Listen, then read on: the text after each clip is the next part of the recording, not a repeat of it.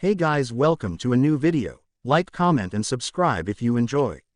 Without any further interruptions, enjoy the what if. Chapter 1. Stupid villagers, why can't they see past their hatred for Kurama, and accept me? Asked 6-year-old Naruto aloud and to no one in particular. He was currently walking around in the forest that surrounded Konohagakure no Sato. He had just barely escaped from an angry mob that had tried to kill him, again. His black t-shirt was ripped and cut in numerous places, almost to the point where it was barely staying on his small malnourished body. His white shorts were hardly in any better state. If an outsider were to see him, they would think he had just barely escaped death at the hands of a wild beast, and they wouldn't be too far off. Just forget those stupid villagers, kid. They're not worth your time. Anyone who would harm a child like that doesn't deserve the right to live. And they call me a demon, came the demonic voice of Naruto's one and only friend and ally. He had met his tenant for the first time after almost dying at the hands of the idiotic villagers. It was then that Kurama had told a 4-year-old Naruto he was hated because of him being sealed inside of him and explaining why he had attacked and why he was chosen to be his new container.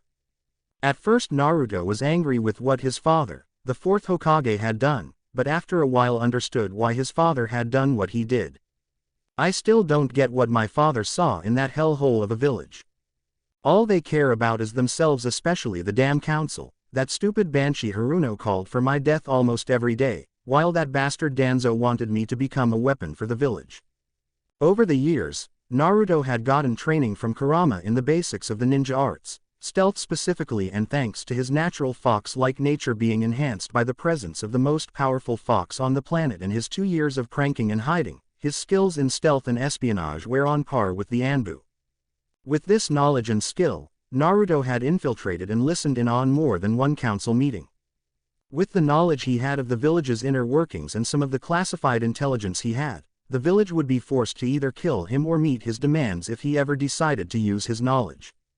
Especially the knowledge of the reason and secret behind the recent Uchiha massacre. I know Itachi Nissen was ordered to do what he did, and I swear that one day I will find him and help him.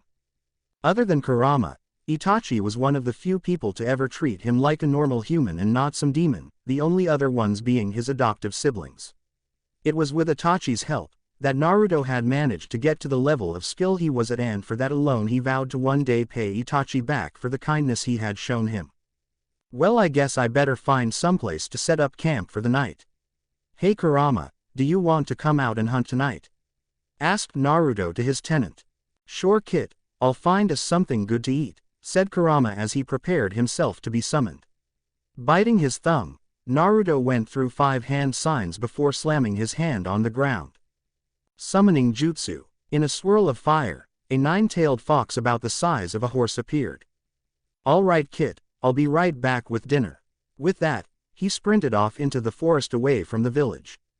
It was an hour later that he returned to find Naruto sitting in a hollowed-out tree with a small fire going.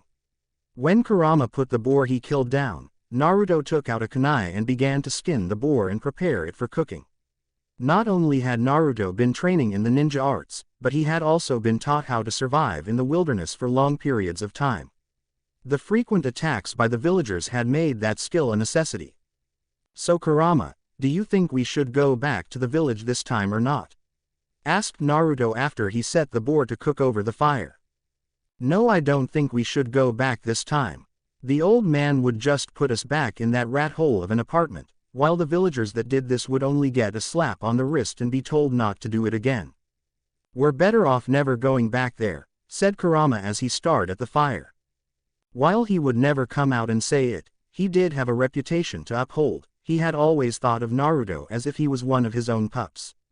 To a fox, family is a sacred thing and pups are held in an even higher regard. It was fox law that anyone abusing a child was to be killed on sight. The only reason he hadn't killed off the entire village was for Naruto's sake. It wouldn't do to have him see him when he was like that, not at this age at least. You're probably right, so where should we go then? Asked Naruto as he took a piece of the finished boar and began to eat. Shrugging a fox's equivalent of shoulders, Kurama grabbed a piece of the succulent meat with one his tails and began to reap the spoils of his kill. The two ate in a comfortable silence as they tried to think of places they could go to get away from the village. Naruto was about to voice an idea, but Kurama stopped him with one of his tails. Looking at him confused, Naruto asked mentally, "What is it, Kurama? Did someone find us?" "No, they haven't found us, but there are 2 shinobi near our position." "I can't tell who." "Well, that's interesting, maybe this could work in our favor," said Kurama as he removed his tail from Naruto's mouth and vanished in a swirl of fire. "All right, kid, let's go greet our visitors." Still slightly confused at what Kurama was up to, Naruto nodded his head and left to intercept his visitors. 2 men were walking through the forest near Konohagakure, on their way home from a mission. The first one was a dark-skinned young man, with white hair that covered up his left eye. He wore the standard Kumo Junin attire, a white one-strapped Junin vest over a high-collared black shirt that was slightly open at the front. He had black pants and black shinobi sandals. On his back he carried a cleaver sword, and had the kanji for water tattooed on his right shoulder and the kanji for lightning on his left. This man was Darui, the right-hand man to the 4th Raikage, A. The other was also a dark-skinned man, but with a more muscular build. Like Darui, he wore the standard one-strapped white Junin vest. He had black pants with the standard Kumo Junin wrist and shin guards and a white scarf around his neck. On his back he had 7 swords, each with a red-colored grip. He wore sunglasses and had a tattoo of 2 bull horns on his left cheek. He also had the tattoo for iron on his right shoulder that served as the iron armor seal for the 8-tailed ox. This man was Killer B, the Jinchuriki of the 8-tailed ox, and brother of the Raikage. The 2 were just returning from a mission and were leisurely walking through the forest of Fire Country enjoying the beauty of nature. B, who had been inspecting one of his swords for damage, was suddenly stopped by a demonic voice in his head. "B, stop, I sense one of my kind's chakra nearby, though I can't tell whose," said the 8-tailed ox, Yuki.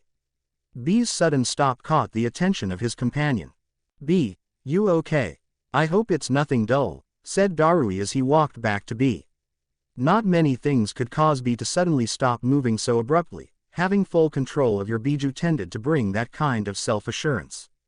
"Yeah, I'm fine, Darui, but Yuki said he sensed another biju's chakra nearby, and it's not in Konoha," said B as he scanned their surroundings for the possible source of the chakra.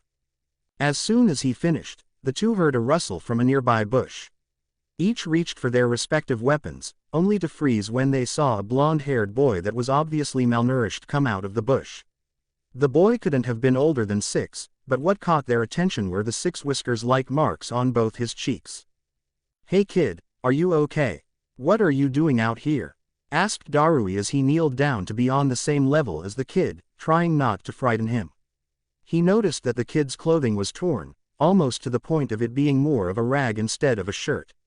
What the hell happened to this kid? B, meanwhile, was staring at the boy while he stared back, judging each other. Nobody moved or spoke for a few minutes, until Naruto broke the silence, turning to Darui. "I'm fine, Shinobi-san. As for why I'm out here, I ran away from my village when a mob of civilians tried to kill me again." At this both men's faces contorted into looks of rage and disgust. Why would people try to kill an innocent boy? Naruto stood watching the 2 shinobi in front of him. Both were emitting killing intent and were obviously angered from what he told them. It wasn't until a few minutes later that B was brought out his thoughts of anger by his demonic tenant. "B, the chakra is coming from this boy. He's a Jinchuriki, for which I can't tell. The chakra is just barely being let out. He either has control over the demonic chakra or his biju is being very careful in making sure they aren't noticed." Surprised from what his friend said, B decided to make sure he was right, no matter how weird his next sentence was going to sound. "Hey kid, this is going to sound strange, but I need you to remove your shirt and call on your chakra if you can." This surprised Darui. He was about to ask why B had asked that of the boy but was cut off by said boy. "So, it is you. You're like me," said Naruto, looking B in the eye. Slightly surprised by the fact that a mere child could speak with such seriousness, he nodded his head and decided to find out what Yuki couldn't. "Yes, I am like you. Our kind is known as Jinchuriki. I hold the 8-tailed ox, and my name is Killer B. What's yours?" asked B as he walked up to the boy and kneeled down to his level. He didn't know why, but he had a strange feeling that this boy was no mere child, even by Jinchuriki standards. So Kurama was right. Gyuki was nearby. I am Naruto Uzumaki Namikaze, son of the 4th Hokage, Minato Namikaze and Kushina Uzumaki. I am the Jinchuriki of the 9-tailed fox, Kurama, said the blonde as the two men's eyes widened to the size of a tree. This kid was the son of the 4th Hokage, the yellow flash of the leaf, and Kushina Uzumaki, the red death of the leaf. With his parentage alone, this boy should be treated as royalty in his home village, yet he was shunned and people had tried to kill him for the beast he holds. This is going to sound a little weird, but can I come with you back to your village, please?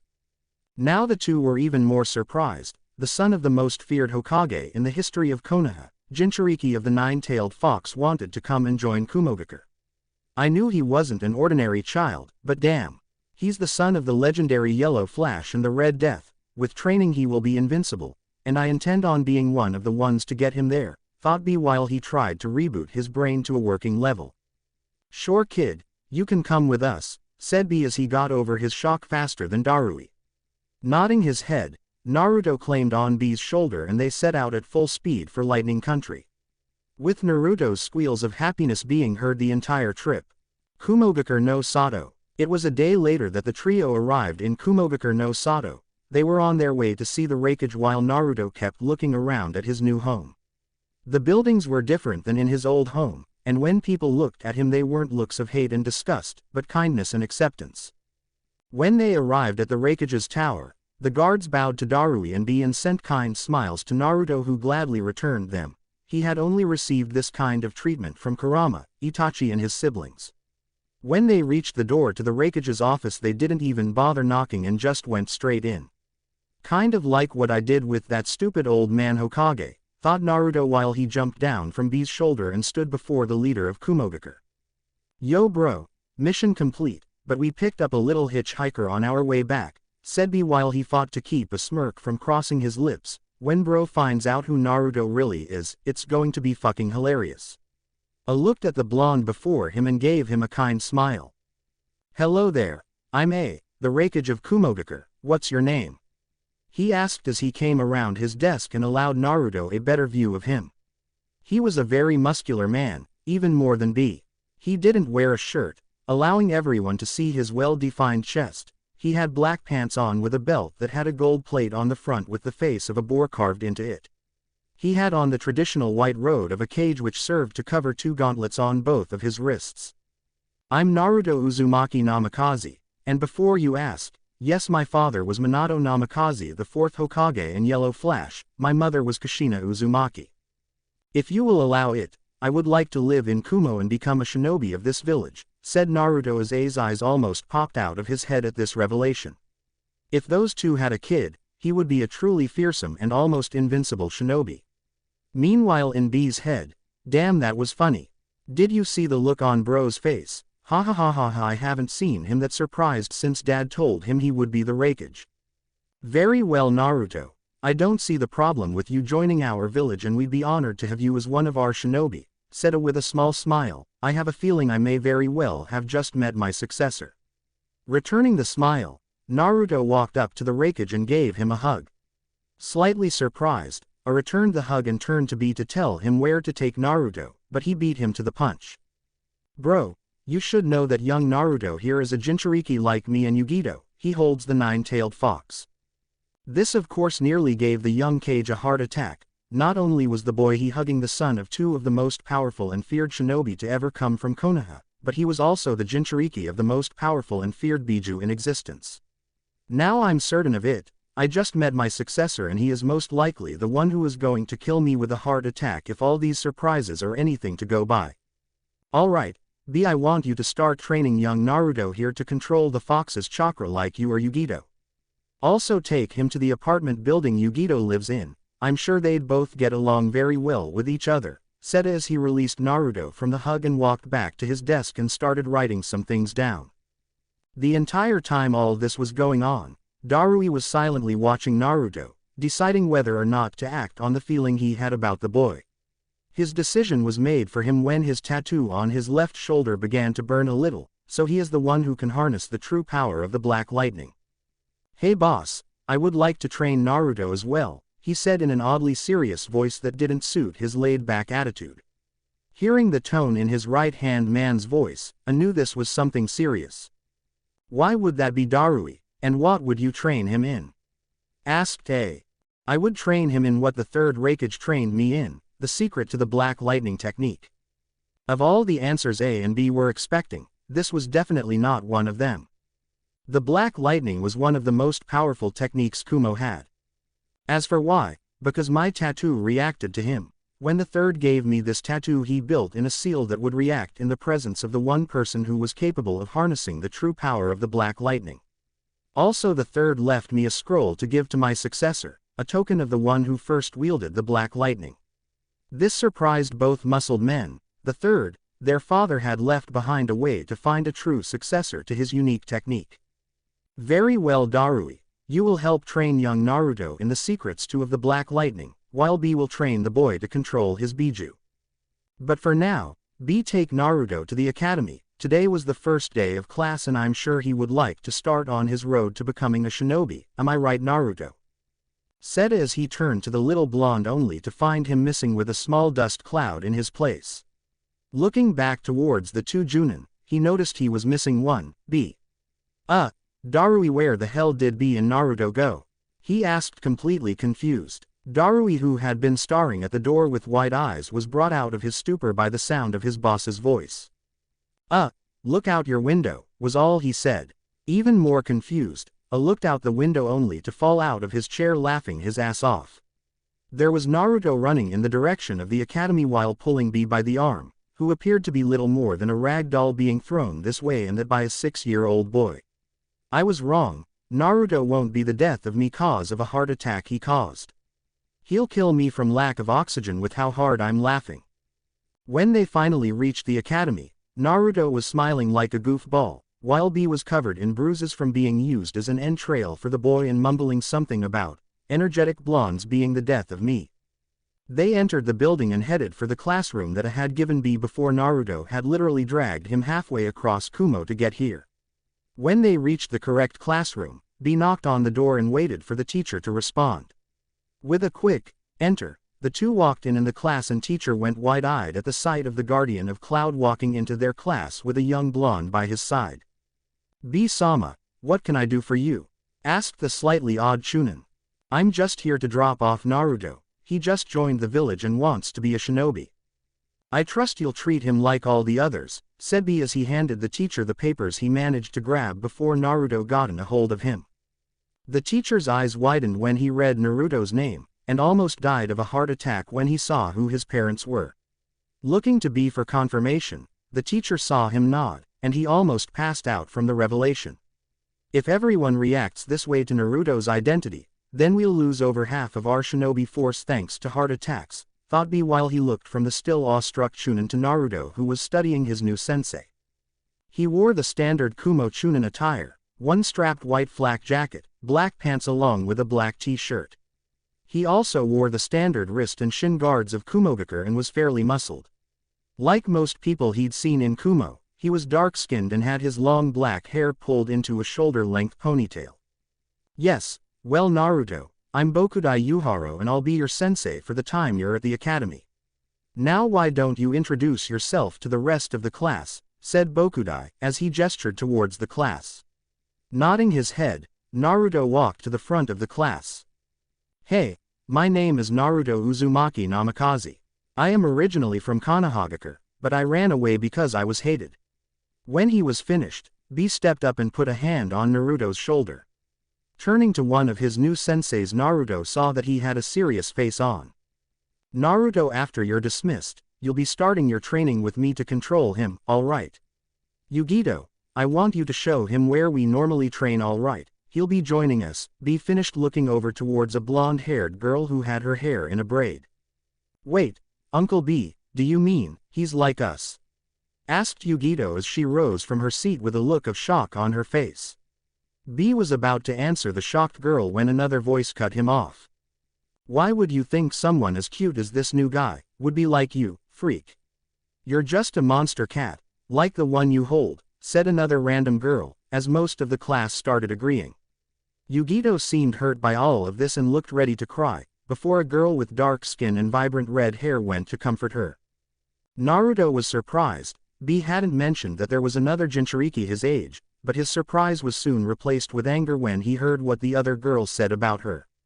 No, I won't let another person suffer through the same thing I had to. Walking up the steps towards the back of the class, everyone watched as he approached Yugito. Many thought he was going to do something to hurt her and laugh at her. What happened next none of them saw coming. "Are you okay, Yugito?" he asked once he reached her. She looked into his eyes trying to find any deception in them, but what she saw brought a tear to her eye.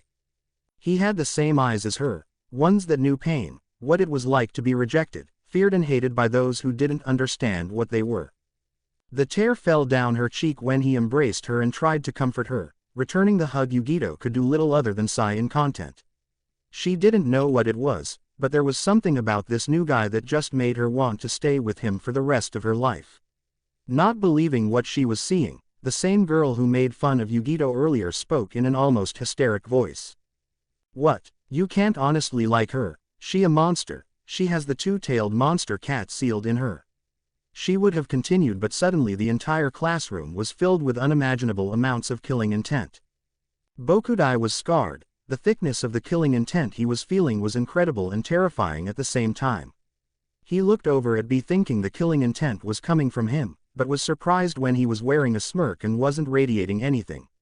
Looking over towards his new student, Bokudai nearly had a heart attack when he realized all of this killing intent was coming from him. "Never insult Yugito in my presence. She and I are the same, she bears a burden the same as I do, so if you insult her you are insulting not only me, but Killer B as well since he also carries a biju," said Naruto as he gave his voice a demonic edge and turned to face the scarred girl. He smirked as he heard her and most of the class gasps of shock. He knew it was his eyes that had scared them. Gone were the warm sapphires that had been so friendly and kind, replaced with two blood-red glowing orbs with vertical slits for the pupils. Deciding to drive his point home, Naruto looked over at B and nodded, letting him know everything was under control. After B nodded in return, Naruto began admitting some of Kurama's chakra that formed his chakra cloak in the shape of a fox with one tail.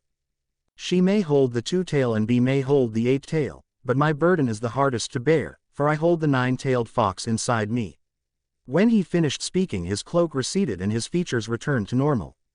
Giving his trademark fox grin, he turned to B who was smirking as well. "Well, I guess I'll catch you later B.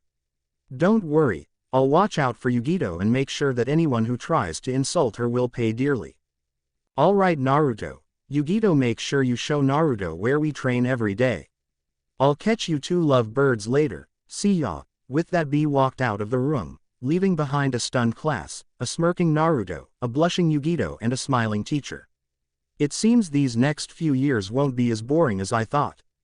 Yugito was also in thought as she stared at the blonde before her. He carried a burden that was even greater than hers, yet he could still be happy and carefree. Her thoughts were interrupted however, by the voice of her own tenant. One seriously perverted cat known as Matabi. "Kyuu-kun. It's him, it's really him. Kitten, you need to drag that boy to your apartment, lock the door and not let him get any sleep for a month.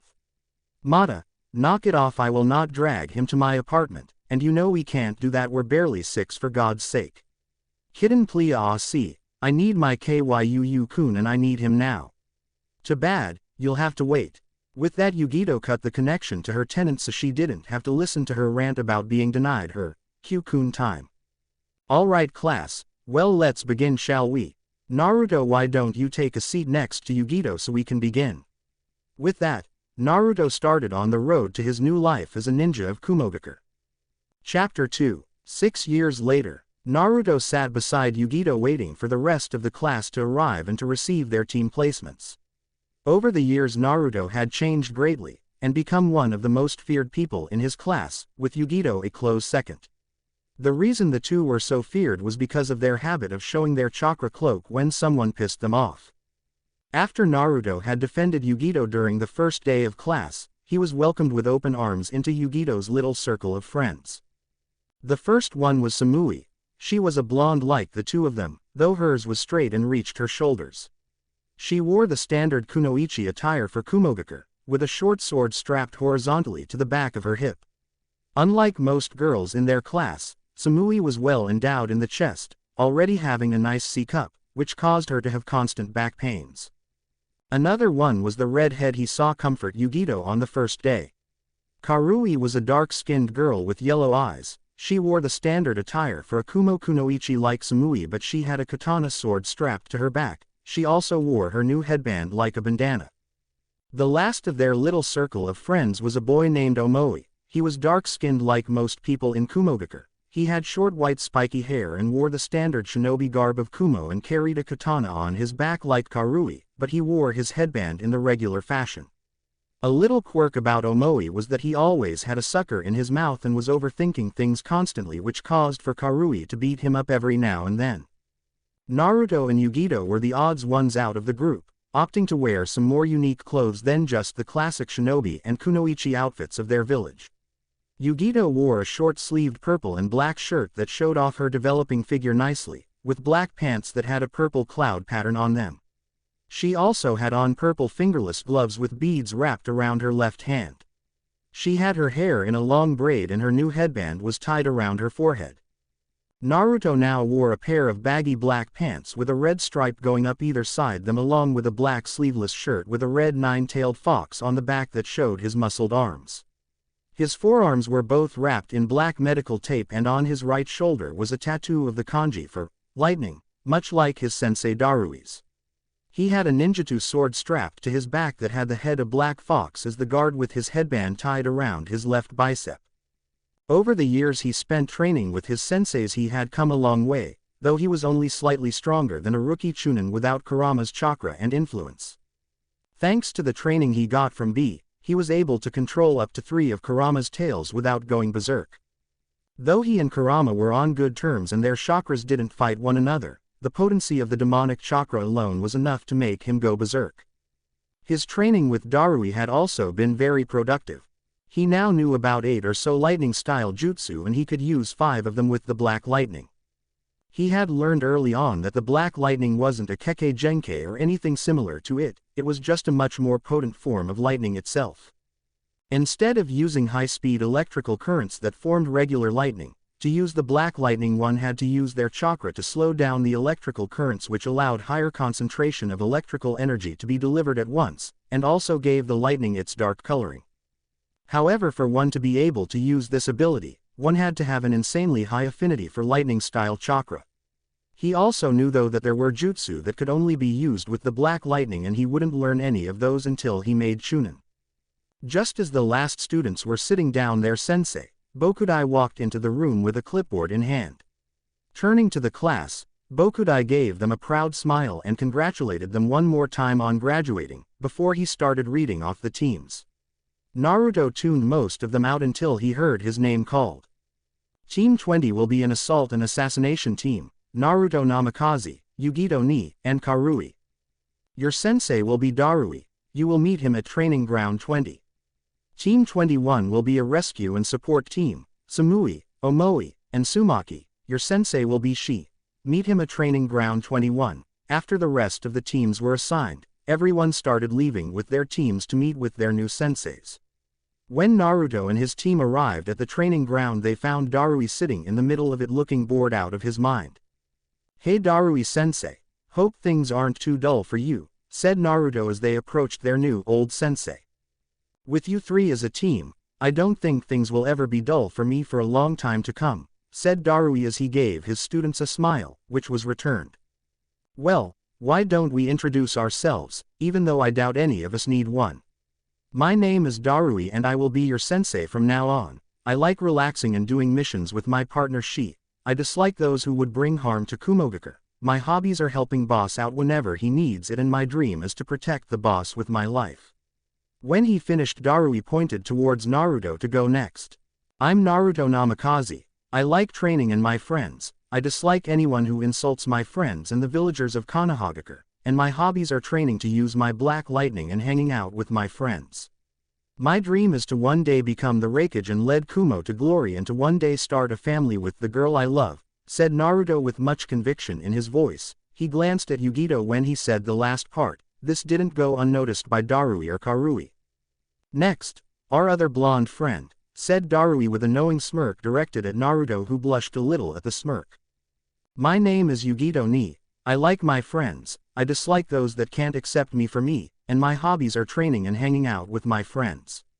My dream is to become the right-hand person to the Raikage and to start a family with the man I love, said Yugito as she glanced at Naruto, which again did not go unnoticed by their sensei and teammate. Nodding, Darui gestured toward Karui to round them off.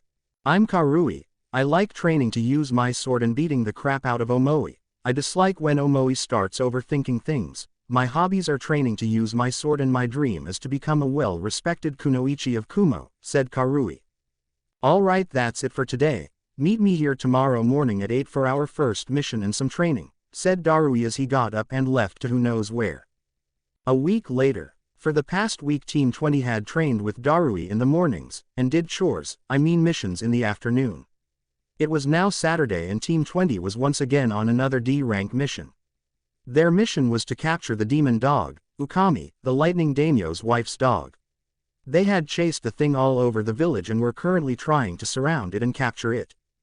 Hot head here, I'm in position, and Naruto, I'm going to kill you, said Karui over the headset. Fiery cat in position, I still say we should roast the thing, said Yugito. Black fox in position, I swear if that thing attacks me again I'm letting Yugito-chan fry it, said Naruto as he glared at the dog from his hiding place. It appeared to be any regular golden retriever, but if you asked any genin team that had the misfortune of catching it, they would tell you that it was the 10th Biju in disguise. No killing the target team, on my mark capture the target. 3, 2, 1, now, said Darui as the 3 genin launched from their hiding places and tackled the dog. The second they grabbed it, it started clawing and biting at all of them. OWWWWW, that's it. Karui put this stupid mutt in a genjutsu, screamed Naruto as he tried to hold back the rapid animal. It wasn't a second later that the thing stopped attacking and fell asleep thanks to the genjutsu. Okay, that is the last time we accept this mission. Next time we get it I'm zapping that dumb dog with my black lightning, said Naruto as they made their way back to the Raikage's office to give their report and hand over the demon dog to its owner, who would probably crush the life out of the thing.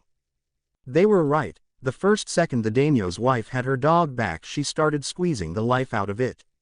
It's getting what it deserves, was the general thought process of the entire team. Well done Team 20, now for your next mission you will be doing your first C rank, said the Raikage. This caught the team's attention since they were eager to get a better mission. Your mission is to eliminate some bandits that have been terrorizing some villages near the Lightning Earth country border. Though they haven't attacked any villages outright, they have made threats and I want them taken care of before anything can happen. This scroll will lead you to their position. When you arrive don't let any of them escape, kill them all and recover anything that could be of value to the village. I handed Darui the mission scroll for the more in-depth details before turning to Team 20 to judge their reactions. In truth he didn't want to send them on this mission that would force them to kill at such an age, but he had no choice. Naruto was staring off into space trying to come to terms with what he would be doing soon. He knew that as a ninja he would have to eventually kill people, but he didn't think it would be this early on. Coming back to reality he looked at his teammates and was suddenly reminded of why he had originally wanted to become a shinobi, to protect those precious to him. That was his reason for fighting, and that would be his reason for killing, to remove anyone who might bring harm to the ones he held dear to him. Yugito was looking at the floor trying to decide if she could honestly go through with the acts she would have to commit.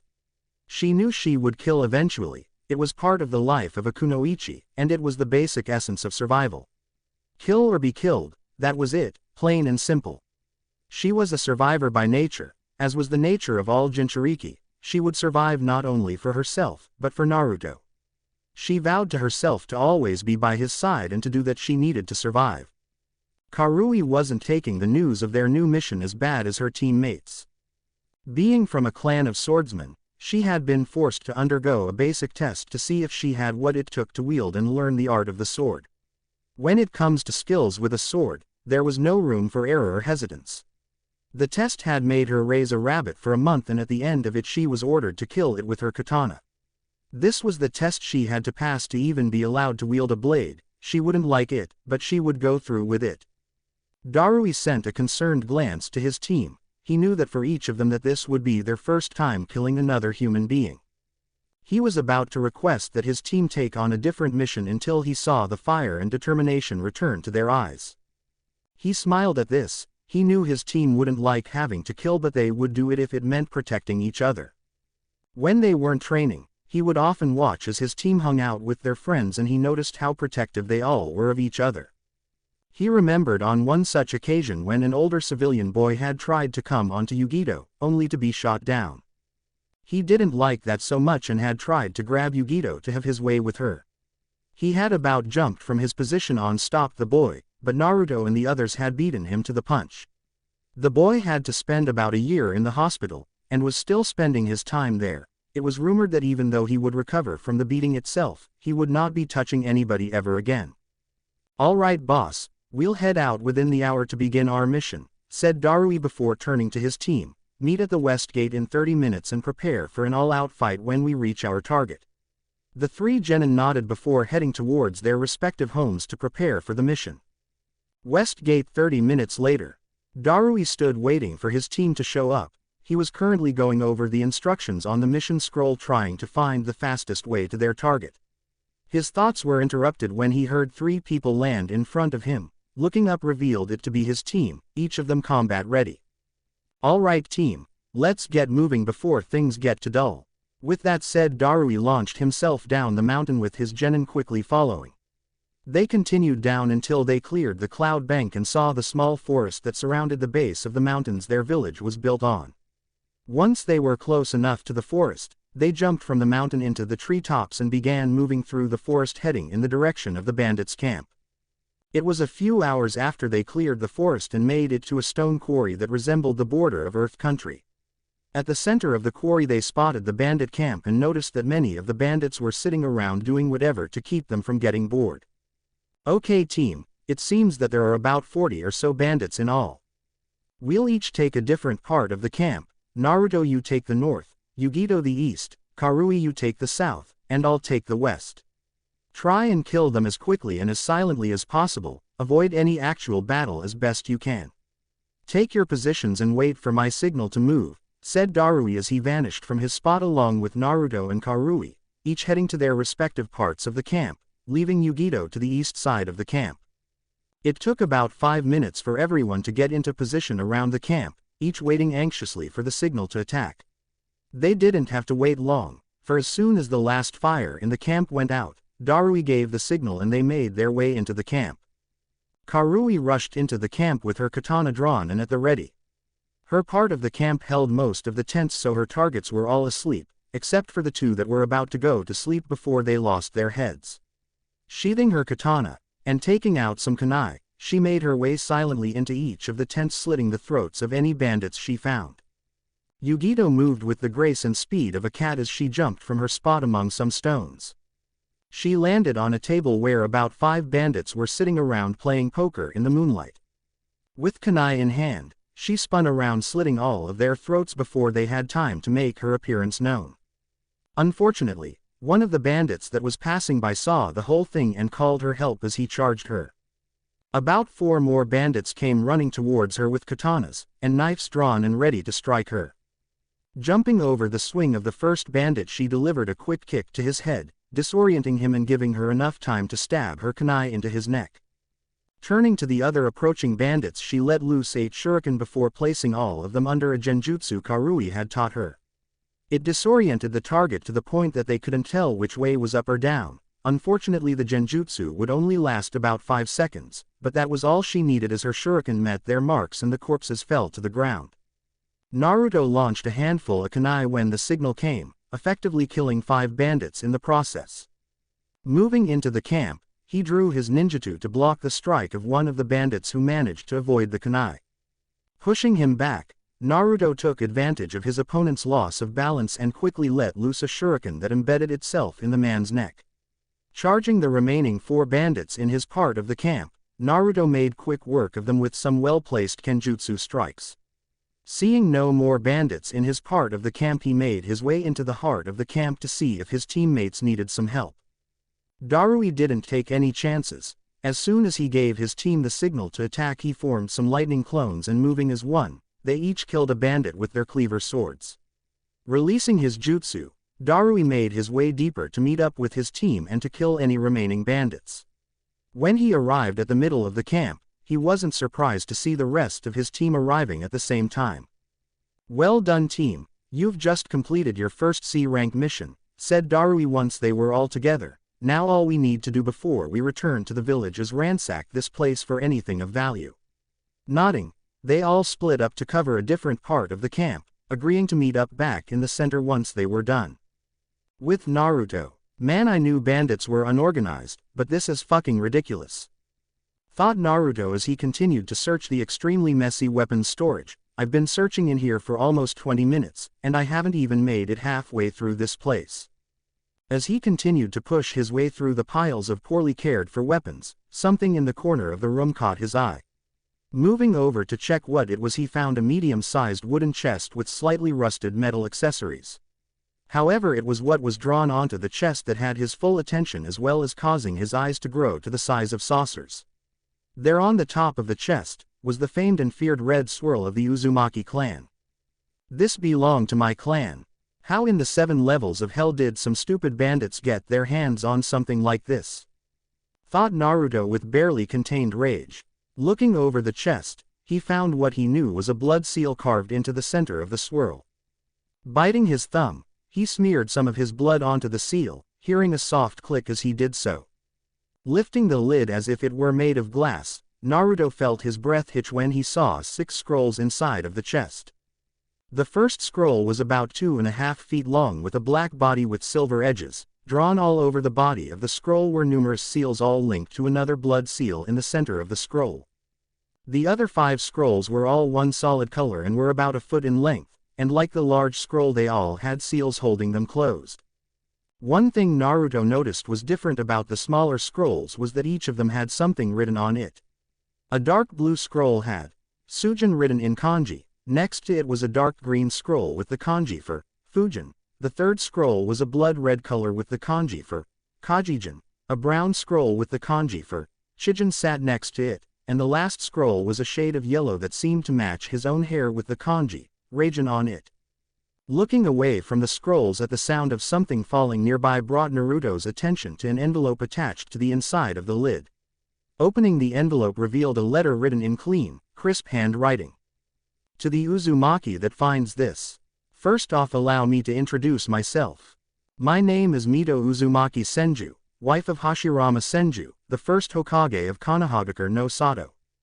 While this may seem difficult to believe, but if you truly are an Uzumaki, then I am your distant grandmother. If you are not already aware of your Uzumaki heritage, allow me to give you a brief history of our clan. As I'm sure you already know, the shinobi world was created by a man known as the Sage of the Six Paths.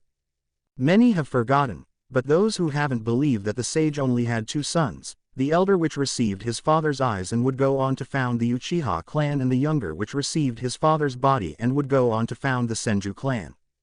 This is only a half-truth, as unlike what is believed, the sage had a 3rd son.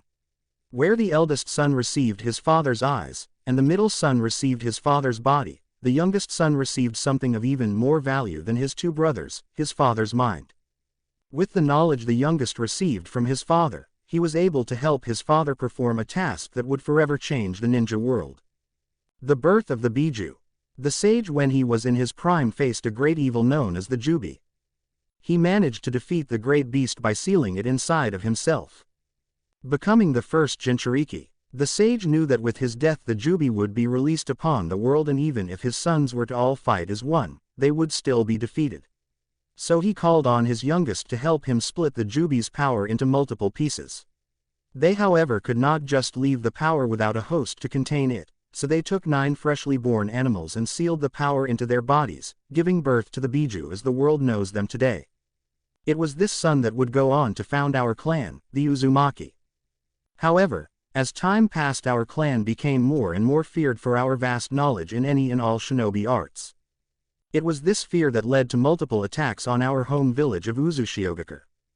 The attacks on our village seemed endless, so the head of our clan at the time decided to ensure that even if Uzushiogakure fell, the knowledge of our clan would be out of reach to anyone not of our blood. To this end a seal was created that was inscribed directly into the DNA of all Uzumaki, and would be passed down to our descendants. The seal prevents anyone, even other Uzumakis, from reading or entering our minds and immediately destroys our chakra system once we die. While the seal prevented knowledge from being taken from our minds and bodies, it did not protect the knowledge our clan scrolls carried. To prevent this knowledge from being used against our clan, a multi-layered defense was placed on all of our clan scrolls. Blood seals were placed on all of the scrolls. The knowledge written in them was written in a code only an Uzumaki would be able to read thanks to a similar seal placed in our clan's eyes. And lastly, all of the scrolls were sealed into chests like the one you found this letter in, and those chests were sealed into a stronghold that was entrusted to and hidden by the Namikaze clan.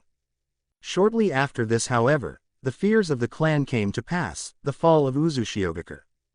With the destruction of our village, the surviving Uzumaki scattered to the four winds, some becoming civilians, while others continued on as shinobi.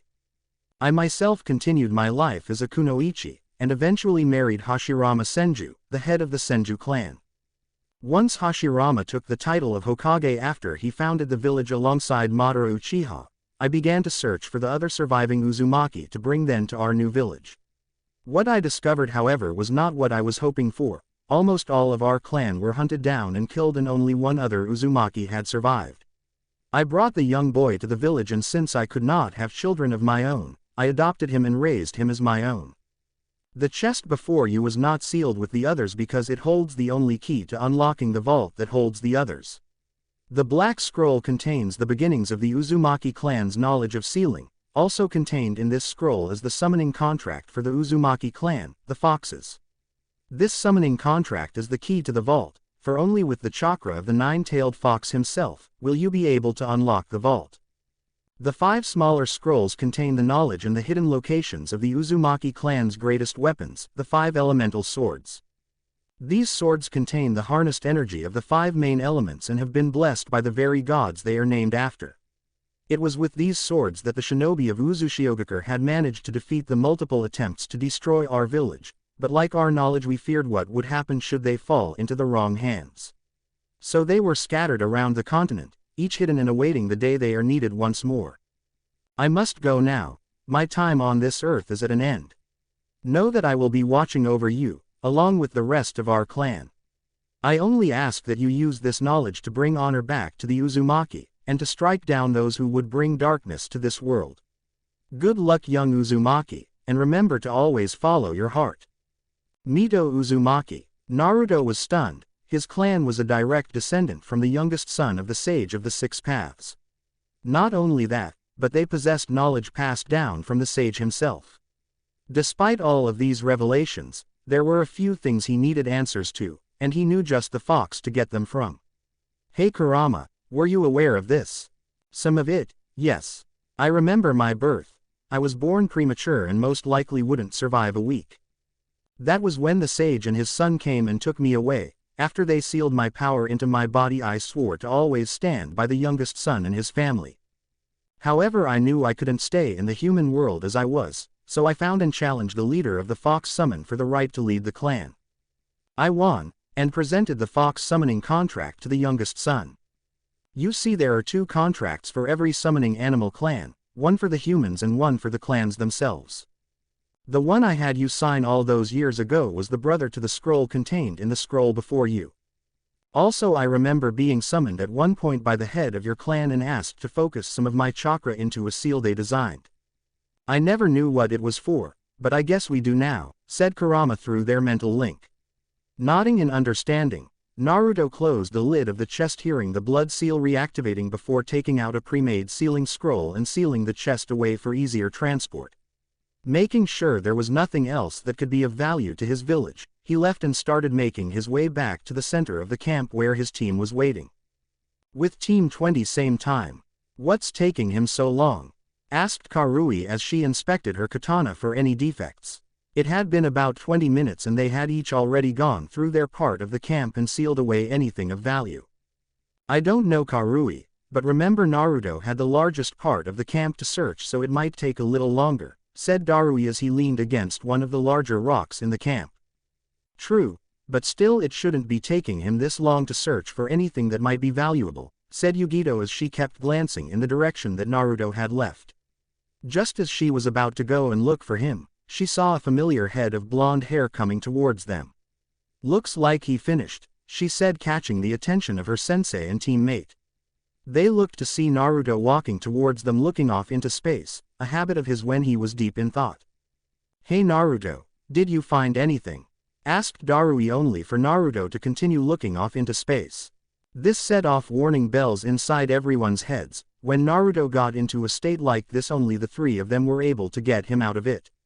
For him to completely ignore Darui said that something happened that could have drastic and far-reaching consequences. Naruto, what happened? What did you find? Darui tried again to reach his student. It seemed to work when they noticed his eyes returning from their slightly glazed state. Huh, what did you say, sensei? Asked Naruto, still a little distracted from the earlier revelations. I asked if something happened to you. Did you find something that caused this state you're in? Asked Darui, concerned for his student, lacing his voice. Looking at his teammates, Naruto found that they looked just as worried for him, if not more. Letting a small smile grace his lips, Naruto closed his eyes and took a few breaths before looking into the faces of his concerned team. I found something very interesting, something that will forever change our village.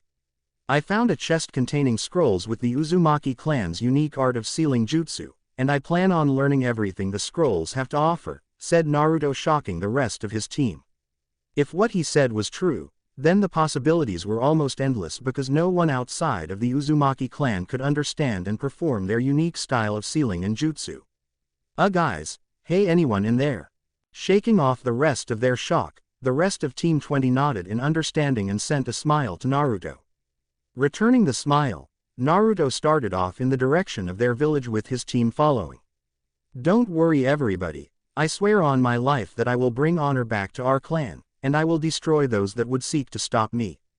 Kumogakure no Sato 3 hours later. Hey boss, mission to eliminate some bandits completed, said Darui as he and his team walked into the Raikage's office. Looking up from his paperwork, A was surprised to see that the genin of Team 20 didn't seem even a little bit fazed that they had just killed other human beings. This team will go far, thought A before addressing Darui. Excellent work Team 20, your pay for the mission will be transferred into your accounts later today. Now, before any of you get any ideas of resting or relaxing, I have another mission for you. Of all the responses A was expecting, complaining, whining, or shouting, he was not expecting the one he got. Sure, as long as it's another C rank and not some useless D rank, said Naruto with a shrug. A looked the other two members of Team 20 and noticed they agreed with Naruto. Shaking off his shock at a genin team that didn't mind doing back-to-back missions, he handed Darui the mission scroll, thinking, they will go far, farther than any of us expect them to. Team 20, your next mission is a protection one. You are to go to Wave Country and rendezvous with a man named Tazuna. He is currently building a bridge that will connect Wave to the mainland. Your mission is to guard him while he finishes the bridge. Nodding in understanding, Darui addressed his students with a small smile tugging at the corner of his lips. All right team, I doubt you need anything else for this mission, so meet at the south gate in 10 minutes and be prepared for a run. Thank you for watching. If you enjoyed the video, be sure to like, comment and subscribe, as well as checking out the author on fanfiction.net.